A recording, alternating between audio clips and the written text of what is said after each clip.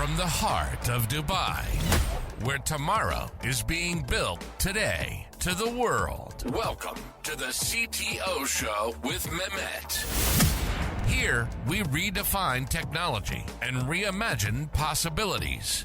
With Mehmet, delve into the riveting realms of AI, cybersecurity, and digital technology.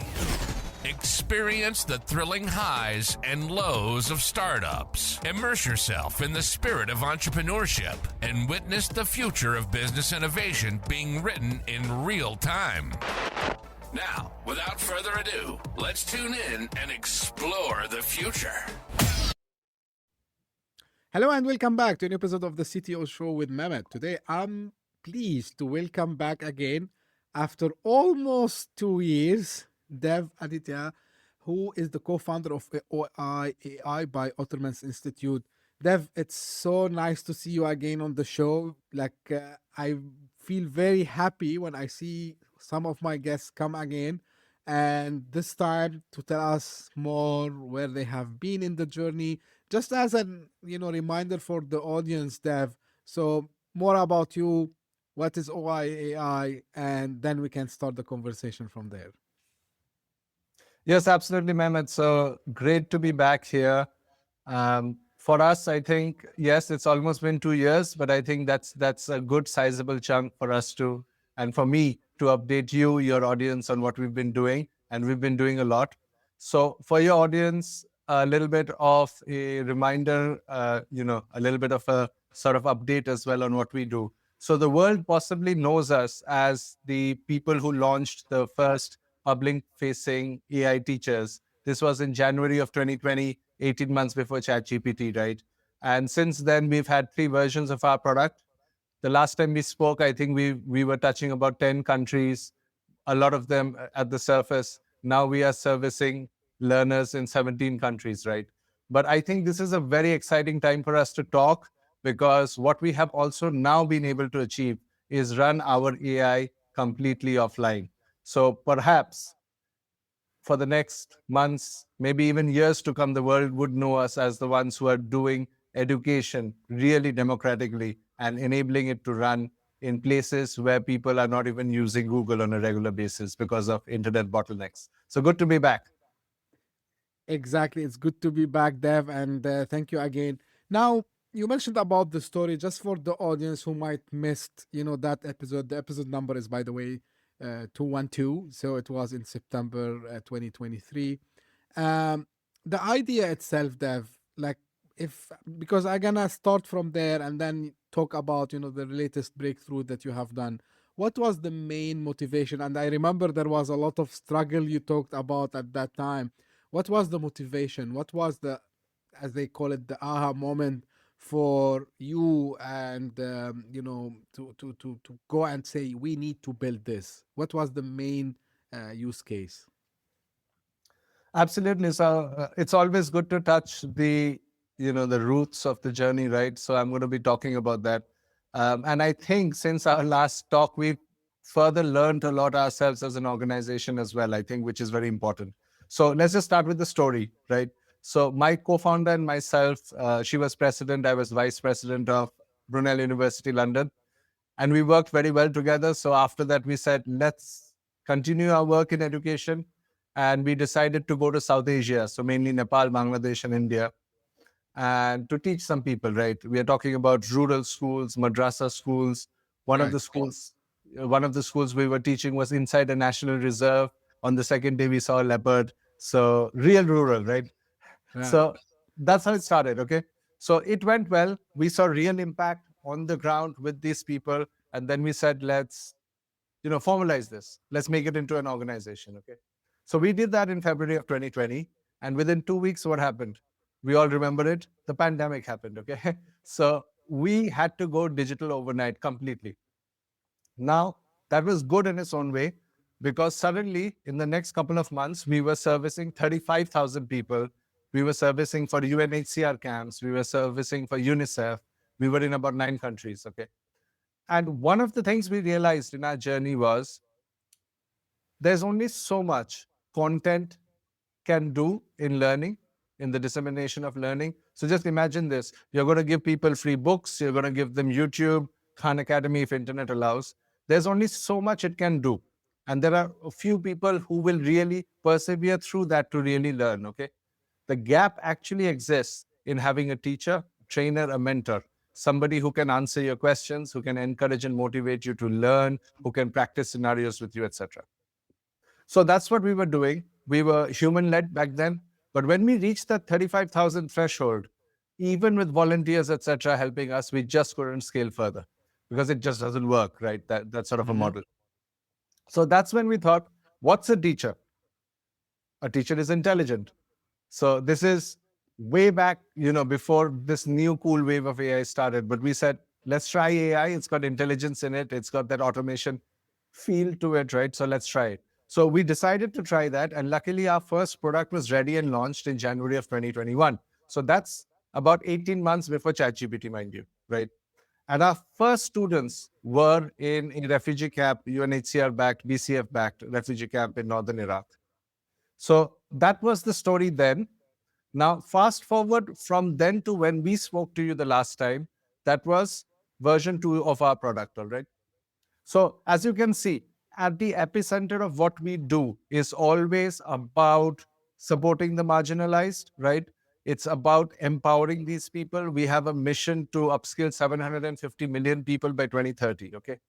But when we last spoke, that was essentially a period of mistake. Let me just say that, although I was very excited about it then. One of the initial questions I had at that time from investors, from other people is, okay, you're helping them, but who's going to pay for it? Okay. And that sort of got us in a wrong direction. So when we spoke to you, we were hitting hard for companies, L&D, right? We were hitting hard for higher education. We were hitting hard for schools. Okay. That was not the right thing to do. Today, we are in 17 countries. We are still servicing schools. We are still servicing higher education, right? We are still doing that. But we, after about a year of what I call, sort of loitering in the desert, if you want to call it that way, we realized that we should go back to our dream, because we were thinking we are going to get some money from these people and then go back there, right? It just doesn't work that way. So we had to go back to our dream. So today we are back in our dream. And to make this dream, we consciously worked for the last year and a half to make our AI offline. Because in the marginalized space, there are only two bottlenecks. It's hardware, right? And it's connectivity. So we've solved the connectivity gap. We've also solved the hardware gap, because ours is the only system that can run on edge in 2020 Oppo style phones. Okay. You don't need the latest Samsung or whatever. So we were able to do this. Now we are deep in places like Africa and Latin America. I'm sure we're going to talk a lot about it. And in August, we are going to do Africa's largest and the world's fastest AI literacy upskilling. So very exciting, and it's really refreshing to be back in line with our original mission. I remember one of the things that stopped me when we talked the last time, and of course we kept the conversation, is this idea of, democratizing learning.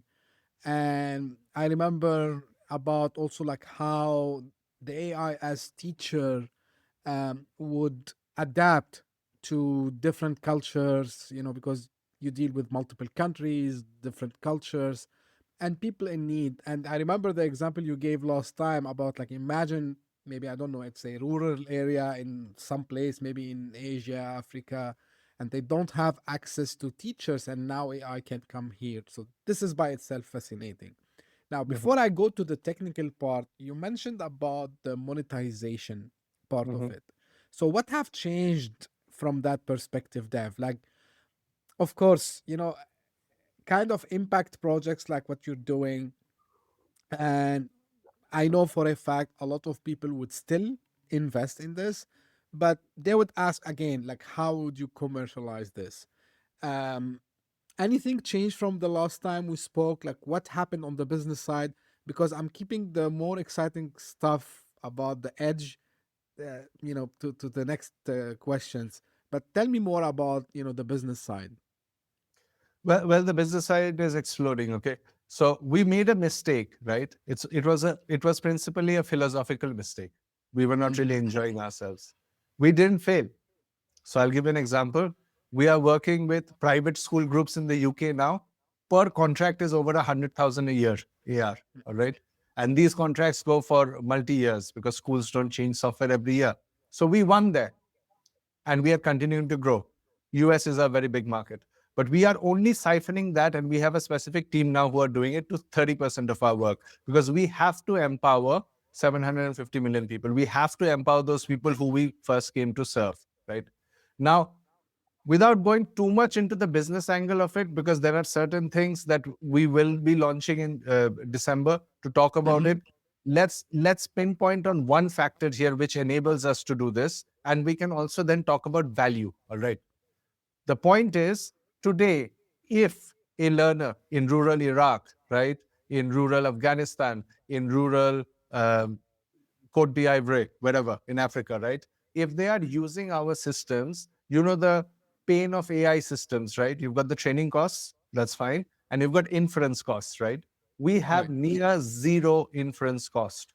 So from a business standpoint, we are the cheapest AI, specifically in learning, in the world today. All right. Do we scale? Let's talk about value now. Do we scale and get and serve a couple of million people? That's what we are doing. Are we supported by people? We are supported now by UNESCO bodies, by UNDP, by governments in multiple countries in Africa, right? And we are really going in there to spread rapidly because we do not have a painful cogs, and in certain aspects, cogs by any chance. Okay. So now let's just talk about it from a value standpoint. We've got an enterprise style business that's working, all right, that's growing, and we'll grow it slowly, but with a very strong foundation. But we've got another one where learning can suddenly become, what can we say? It can be sort of scaled like never before. And this is the holy grail of learning. You're talking about a teacher. It's not just watching videos somewhere, right? So this is the entire change. And this is because we went back to our philosophy. That's interesting to hear from you, Dev. Now, what I'm curious about is more the technology side of it. Now, you mentioned that now I can run, or I can have the teacher even on a kind of Oppo style phone. This is like a very bold statement, I would say. Let's deep dive a little bit into this. Just to hint on something, I think this topic of having ability to run not only AI, like any type of compute heavy application on edge is something every enterprise, every company, even from personal use perspective, people want to achieve this. Now you get this proprietary AI that you have developed that is able to run on the edge offline. Offline, you're saying this is big. What can you share about it? I know, like, you might not be able to share the nitty-gritty of it, but on a high level, if you can explain to us how that works, and later maybe we can follow up on the impact of that. Yeah, absolutely. Okay. We can share that, and maybe Mehmet at some point, which I'll discuss later with you, I can also share it for you to touch and see, right? But let's, yes, but let's just come back to this technology. It's not just the AI, all right? This is a heavy engineering piece, right? So there is only so much you can do with your sort of, the AI optimization. If you're talking about, the knowledge element, knowledge distillation, if you're talking about quantization, right? Everybody's trying that. We have peak performance there, but it's just not about that. Our system has 3D avatars, voice first, all right? Multiple lessons, an LLM running on a 2020 Android 11 Oppo phone, right? Wow. That's the breakthrough. That's the breakthrough. And our system is also sort of multi OS. So we are on Android, we are on Chrome for Android, we are on .exe for Windows, we are on Linux, okay? So that's how much we built it, and it works, right? And we're not going to actually hide it. We're not going to do that. That's why I said the other business models are coming. Post September to December this year, we're going to launch it as an SDK, because we need a part of AI in the world that does not have to bow down to the frontier models. Because in a lot of our use cases, you don't need a trillion or 100 billion parameter model. It's like driving a Ferrari to your supermarket, right? You need the right use case and AI to do the magic. So we will be launching it as an SDK. We've done a soft run already. People love it. Okay. But another fun part of this is, and that's where we might get stuck, but I really want you to touch it, is we don't have a Mac yet, the iOS. The reason for Mm-hmm. that, of course, is because this version of the product is for that part of the world where iOS is not big. But it's got Linux, it's got Windows, it's got Android, it's got Android Chromebook. Dev, you mentioned something fundamental, which I like it, is like you don't need to overcomplicate things as long as you can do the job, even Mhm, on, less parameters, especially when it comes to LLMs. Absolutely makes sense. Now, the question for you, because, mhm, when we talked in September 2023, it was like only 10 months, I believe, since, or like maybe 11 months since ChatGPT came out. And, although like you started even before, right? mhm, But since then, what happened, we started to see kind of push for open source, LLMs that people can customize and run it on their, own machines, right? We saw like a lot of things. So we saw the DeepSeek that, even I remember that week the stock market dipped a little bit and then it, yeah. it reverted back.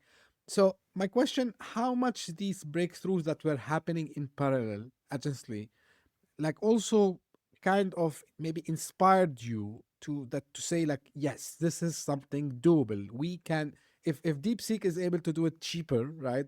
And regardless of what people said, and their claim, but still they were able to do it on much cheaper hardware. uh, what I'm interested, like not the DeepSeek as DeepSeek itself, but this idea of making LLMs open source. You're mentioning about the SDK, how much that played a role in sharpening this vision, that and I like, by the way, when you said you pivoted a lot, this is a healthy thing to happen. So, but how much that, storm that was happening on the edges, I would say, beside, sharpened this vision and made you believe that yes, we can do it. We can actually run this full thing, LLM, avatar, video, sound, on any hardware one, or any like operating system, of course, from the ones that you mentioned. So take us through this, this journey of how much that what was happening outside sharpened this. To be honest, it didn't. Not Hmm. a lot, right, Mehmet? I'll tell you why. Because we had our first soft launch on Android only before the DeepSeek moment. Okay. Okay. uh, and we were not blowing it too much because we wanted to be able to hit the gas, which we are now. We're doing, the fastest AI upskilling in Africa, and that's a scalable model for 600 million people. We'll get to that later. But the point is, it didn't impact that much. Sometimes I see things that are coming out, like the new Gemini 3N model. We've been working around that for a while, and mind you, we're just a team of 20, right? So on the weight class, we are very good at what we do. But the point also is, we don't pivot, at least now with the maturity that we have gotten into ourselves. We don't pivot because of the storm or whatever else is happening in the world of AI, because AI changes every day, right? We True. changed because we understood that this is the pain point. I can do 100 billion parameter model. I can do the best UI and stick a GPT back there. But these guys are not even using Google on a regular basis. The only time they try and get onto the online is when they have to use their mobile wallet to pay. Okay. There's another problem. Some places they say they have internet, but they've got 1 Mbps. Doesn't work. Right. So that's the pain point that we are trying to solve. And that's a blue ocean. Why is it a blue ocean? Because if you see, everybody's competing. We want to be the next ERP software. We're going to fight SAP and Oracle. Okay. We want to do this. We want to do that. But everybody's above that line. Nobody's in the disruption zone. This is 750 million to 1.5 billion people who are still not served. And Right. our AI teacher, before also in the cloud, has served and attained things like 95% course completion rates. So, for the audience, Normally, an online course completion rate is around 7 to 15%, 95%. Now, imagine we take this and give it to these people who haven't even had a proper digital experience.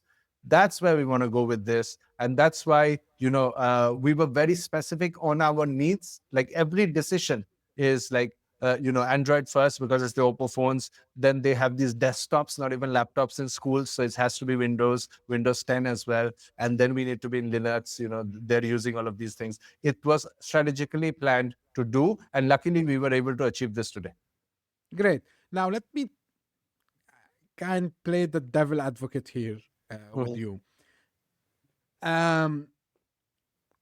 It's amazing, fascinating to have, everything you have built before to run on the edge, offline, and perfectly. Now, part of, the things that AI, when it's connected to kind of a back end, which is the cloud, is the ability to do two things. First, to track the progress, and the second is to like more personalize the experience. How you would achieve this, Dev, in such environment? Very good question. And there's a answer because we've talked about it. AI without data analytics is useless. Okay. We know that, right? So essentially, again, the data piece, right? Private data not included.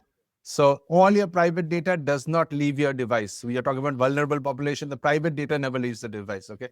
But that said, we've done our system in such a way that an app also has to update, right? All of these people touch the internet for a couple of minutes to a couple of hours a month. They have to, specifically in the Kenyan context, right? They have M-Pesa, they pay online. We can do an entire update and take all of the relevant data for personalization, localization, whatever else in under 3 minutes. So every time they're in the net in 3 minutes or under, that swap is done, right? So we are not sacrificing anything. And that's also an engineering piece because a lot of the, the data collection, the sort of fragmentation, all of those parts which are traditionally raw data is taken up and then sorted out in the cloud is done on the device. So when we pull exactly what we need and want, and we push what they need and want. That's just out of curiosity. Have you, registered any patents for this, Dev? No, I haven't. It's worth thinking about. But to be honest, in the world of AI and software, somebody will find a different way of doing it. We are just going to we are going to do it differently from September. We've got some feedback already. We're going to push the SDK out. It's better to be at the forefront of it. It's better to support other people who want to do similar things, right? We may have some guardrails so that they don't hit us directly in our business, but the more people they use it, the better it is. And it's good to be a leader in the space because nobody can, you can raise $80 billion as OpenAI and then you're still struggling, right? Meta is coming and taking your top people away. So why do this, patent drama and all of that? It's better to be in the forefront and keep, if you can get the right minds to support you, you're always at the forefront because it's a collective effort. Cool. Now, this breakthrough, of course, the use case you talked about, the impact touching the segment, the large segment, 750 to 1.5 billion people in, different part of the world where, getting the latest and greatest is not possible. That's fantastic. Now, in your mind, what do you see some other use cases that can be applied? Like in addition to, the traditional learning or teaching, let's call it this way, how I can benefit from this in such economies, which, like the African economies or maybe the rural areas of the countries you mentioned. What else can we get out of that? Great question, Mehmet. There are two ways I'll answer this, right? First, I'll just talk about our model. And secondly, I'll hint on something that you were possibly hinting on, which I personally find exciting. So the first part is, in this trajectory, we have a model which we've developed. It's called the SEA model, okay? SEA. The S in the C essentially stands for skills. So teaching, training, upskilling, right? Every country has to teach, train, and upskill their population and also in a direction. All right. That's what our AI teachers do. Now we get data analytics from places where there is no data captured for most of these governments, or it's still in pen and paper. Your roll call is in pen and paper. Your vote is in pen and paper. Everything is pen and paper. We are digitizing that for them. That is data efficiency, which is the efficiency for E, right? And E is accessibility, which is no internet, no problem, we are there. No latest hardware, no problem, we are there. So that's the C model, okay? So this is not just about the AI teachers. It can help the economy of the whole country. That's why we are working. Like in the Africa context, we have ministries we are working with already, all right? So that's that context. The other side of this is, this I'll just leave to you and the imagination of your listeners. But again, just coming back to that point, if they're not using Google regularly or whatever else, right, and they use this regularly, properly, this is their first digital experience. So if you remember 2013, the next billion lab, I think Google started it or whatever, to get to the next million people, they couldn't succeed because of these bottlenecks. This is their first proper digital experience.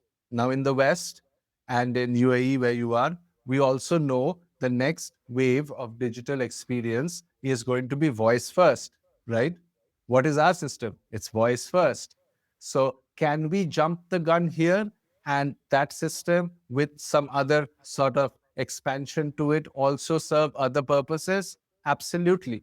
But our first target is the education and learning. But if that relationship builds, if that experience holds, we have a lot more ground that we can very easily capture. Absolutely. Now, beyond voice, because you mentioned voice first, and I tell people I'm not like a fortune teller, but I spot signals. And I remember, I said the first time I start to see, the what OpenAI, 11 Labs, and other companies start to do in that, you know, space. I said like, we're going to the voice first in everything, because it's the natural thing that we are born with. Like we like to talk, right? Like we like to interact using voice, but also we like to see. And this is the question, and just out of curiosity, Dev, do you think you can take this technology also? Of course, I know there's the video part, right? So the avatar appears on a screen, but what if we want to, and excuse me if I'm a little bit here exaggerating things, I want to take it to the next level. I want, maybe, if I know like the how you call it, like maybe if someone in parallel works on affordable technology that allows also the virtual reality for these countries. So do you envision this, like to have the teacher, that the artificial intelligence teacher that you have, so me, a child in Africa, or a child in maybe Cambodia, or I don't know, in a rural area. So I put that glass and I see my teacher. Am I too much futuristic here? No. Or You know why I'm smiling, Mehmet? And if there is something more to discuss on this, I would really love to discuss with you. sure, Because please. one of the things we've learned also is hyper focus. That's what we are doing. But in November of 2024, we have already built VR with embedded LLM. We've done it. So Wow. what you're saying, we already have it. But is that we have hardware constraints in these countries, right? If you remember the bottlenecks, Absolutely, yes. connectivity in hardware. So that's parked at the moment. The moment we can get that in, it's ready. Yeah, this is why I ask you, Dev, because I'm sure this discussion, and I'm hopeful that what, like people comes and tell me sometime, like what else can we do? Like everything is like already there. Still, we have a lot of problems to be solved, and I always refer them to. I would remember the name of the book very, very, very shortly. And there's another like thought leader who keeps saying, you just keep need to find these problems.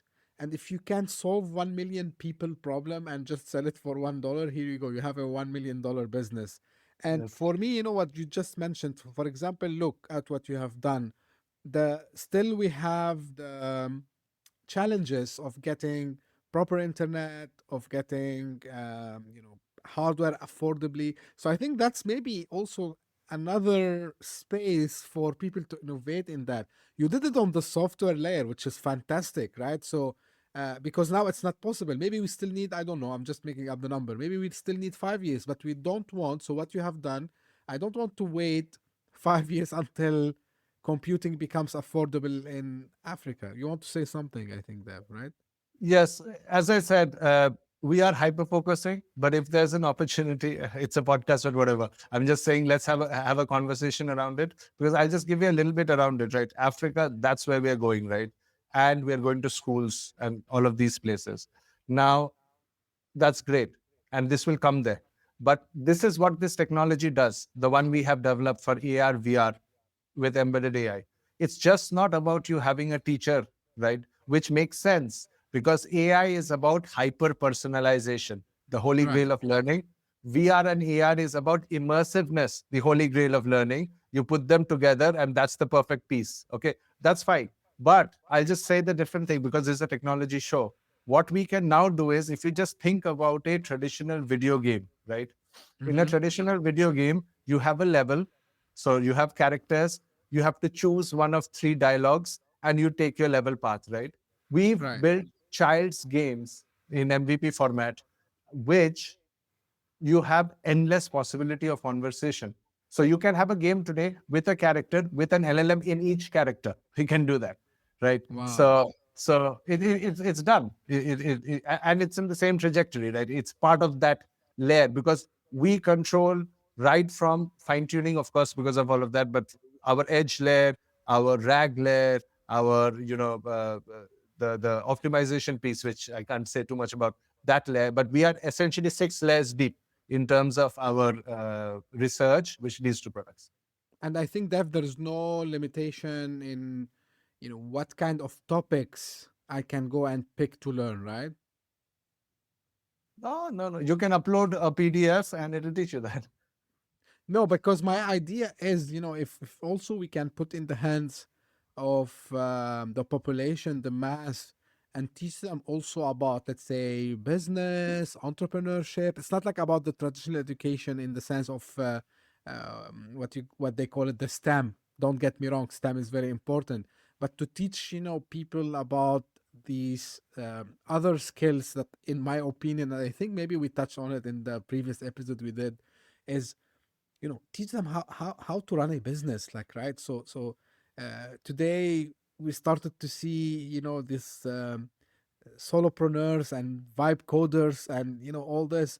I would love to see people from every continent, every place on earth that are able to know and learn. Of course they need to learn, they need someone to teach them, and this is where you come into the picture, Dev, with what you have built.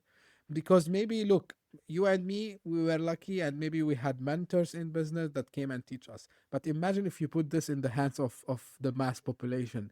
Like, wouldn't it be nice, you think? Yes, absolutely. I fully agree with you. I'll just give you 2 examples, which Sure. which may show you that we are already doing this in a certain degree. Okay. First of all, let me give an example. In schools, we obviously teach the UK curricula, we teach the Kenyan curricula, we teach whatever curricula, right? So firstly, it's localized. It's not a GPT. You don't know where the information is coming from. Your curriculum, university, your lecture, your curriculum, right? So that's fine. That's the first part. The second part is the breadth of this. We've taught law, psychology, etc., hard skills, right? But our single biggest at the moment hit, if you want to call it, is employability skills training. 17 countries and counting. You see how important that is. Are we doing Exactly. entrepreneurship?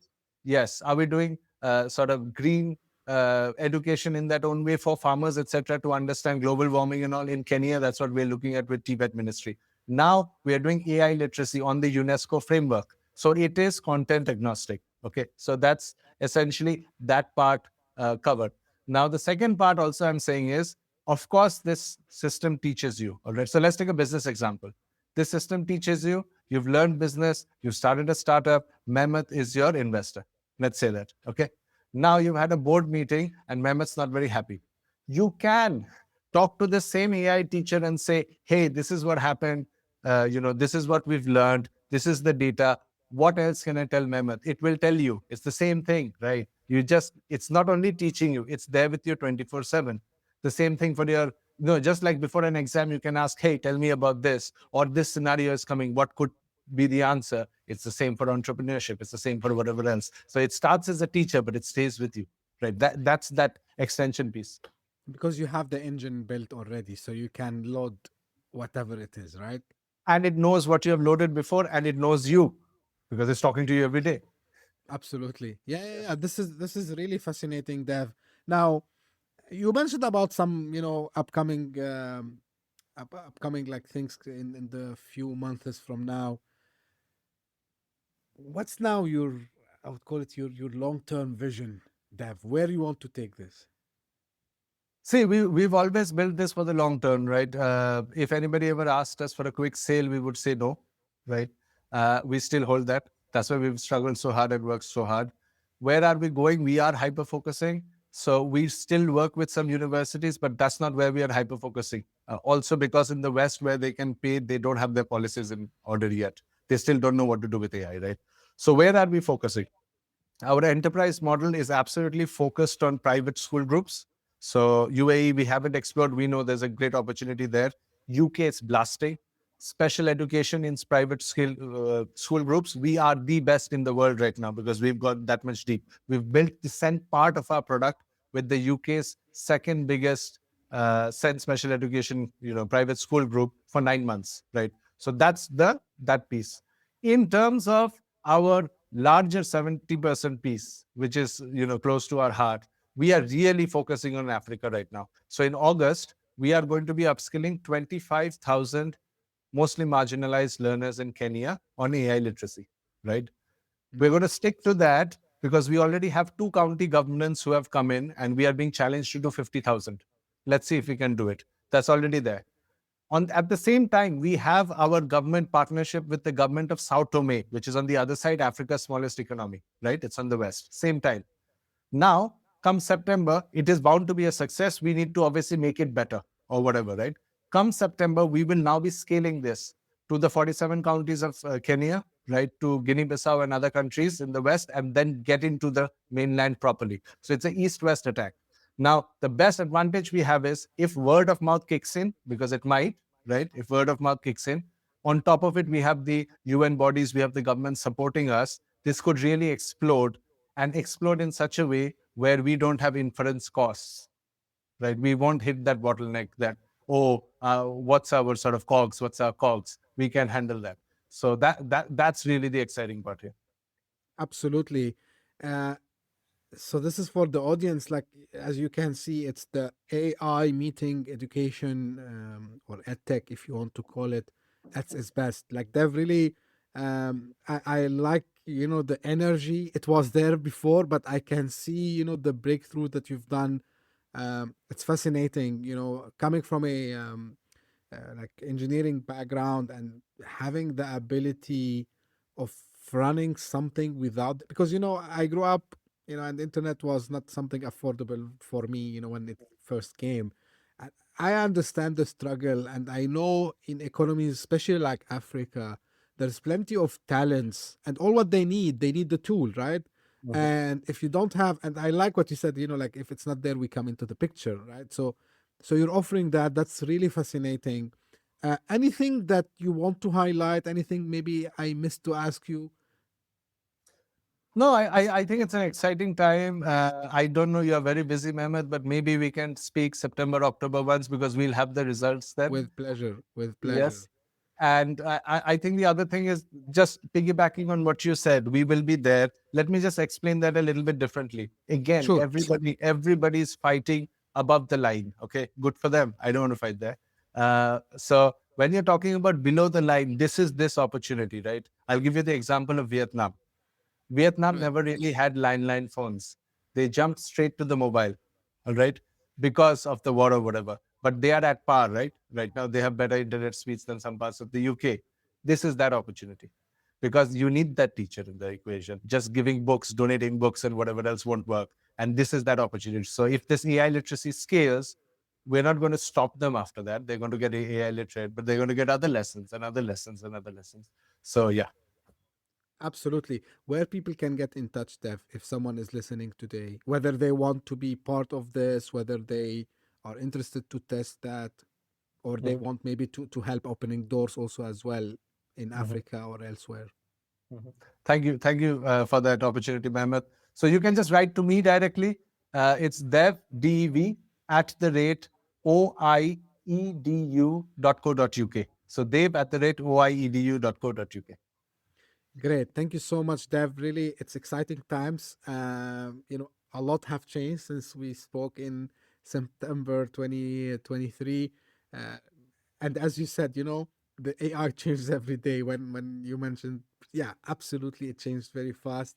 The people talks about, negatively generally, and I tell them, guys, let's just ignore everything and look at the bright side. And I think what you're doing, Dev, with the team is something fascinating. It shows the power of technology, the power of AI being used in goodwill, being used for good causes, for impact. I love it. Just I don't I don't do that much on the show, but again, like it's something close to my heart because impact, enabling developing economies, getting the next generation of people who are literate in AI and other technologies, business as you mentioned.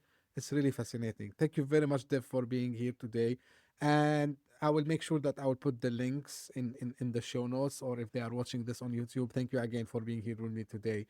Dev, Thank you. as you know, before I close, I have to speak to my audience. So this is for the audience. Guys, if you just discovered this podcast, thank you for passing by. I hope you enjoyed it. If you did so, please give me a favor and subscribe, share with your friends and colleagues. As you can see, we are trying to do an impact with guests like Dev who are building fascinating technologies for the next generations. And if you are one of the people who keep coming again and again, thank you very much for your loyalty. Thank you for your support. I'm really, really grateful. I know like I'm repeating this in every episode, but recently the podcast is doing fantastically well. We're being on the top 200 Apple podcast charts in multiple countries. The latest I checked, it was 8. I never seen this in the journey since 2.5 years. It can happen without two factors. First, you, the audience, thank you very much. And second, my guests, including you, Dev, and you are a second time guest. And I'm sure we're gonna have your third time also as well. So thank you very, very much. And as I say always, stay tuned for a new episode very soon. Thank you. Bye-bye. Hit that subscribe button, share the show with your tech-savvy friends and fellow entrepreneurs, and leave us a review on your favorite podcast app. Your support means the world to us.